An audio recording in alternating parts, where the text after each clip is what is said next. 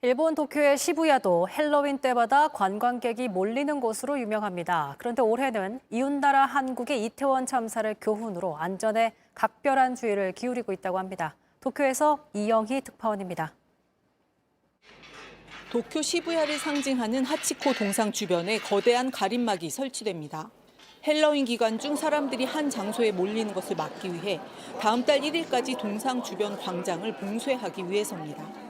시부야는 헬로윈 때마다 각종 분장을 한 사람들이 모여드는 곳으로 유명합니다. 하지만 지난해 한국 이태원 사고를 교훈 삼아 올해는 구청이 직접 나서 시부야에 오지 말라고 권고하고 있습니다.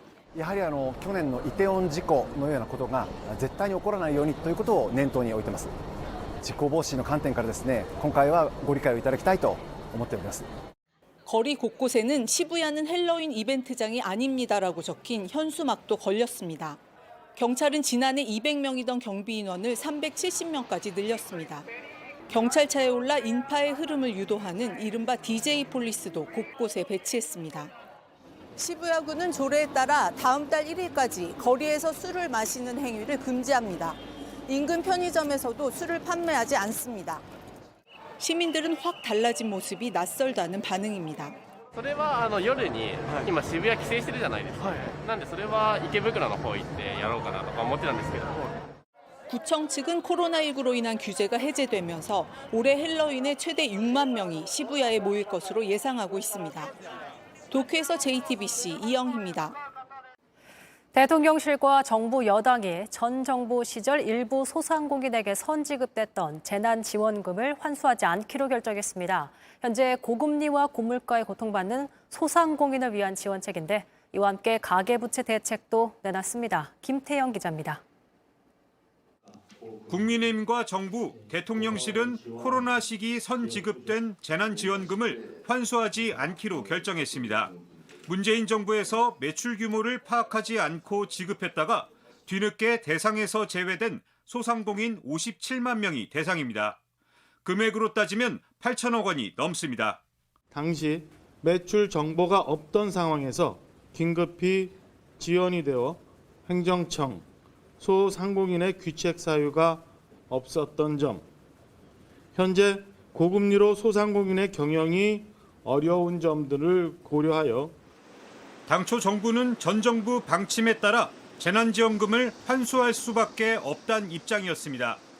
지난 정부에서 교부금법에 의해서 환수하라고 해서 제가 그 문서까지 업무 인수인계 받았습니다. 하지만 소상공인들 반발이 컸던 데다 경기 침체와 고금리로 상황이 더 어려워지면서 방침을 바꾼 것으로 보입니다.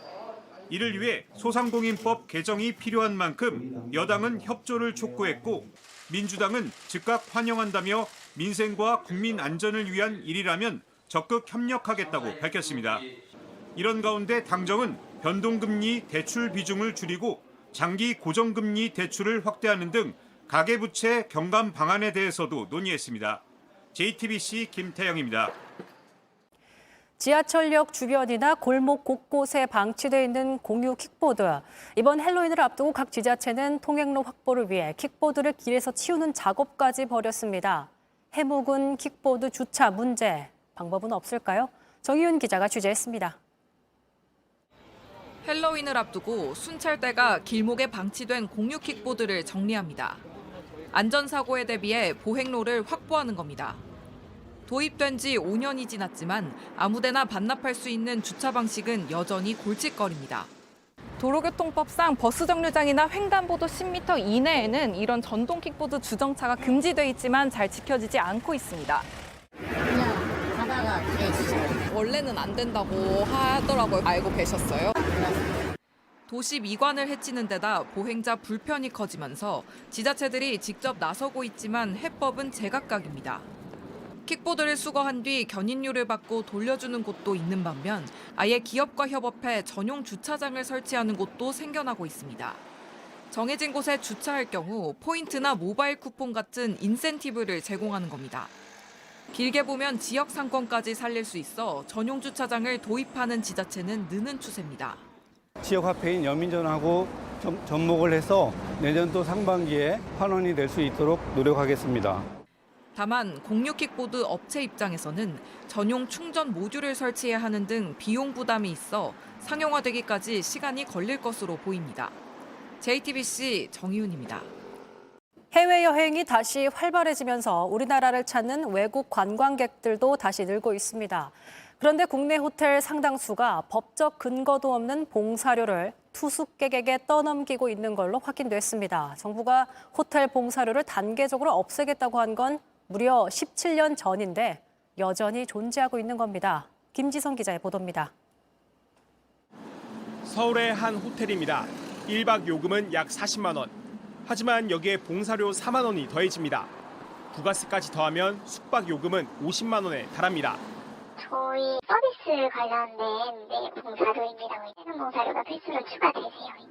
문화체육관광부가 조사한 결과 전국 5성급 호텔 72곳 중 3분의 1인 24곳이 이 호텔처럼 숙박 요금에 더해 10% 봉사료를 부과하고 있는 걸로 확인됐습니다.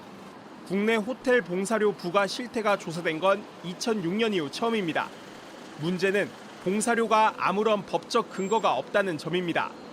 1979년 호텔 종업원들이 손님들에게 팁을 과하게 요구하는 게 문제가 되자 정부가 지침을 내려 정해진 비율만큼만 봉사료를 받도록 한 게 시작이었습니다.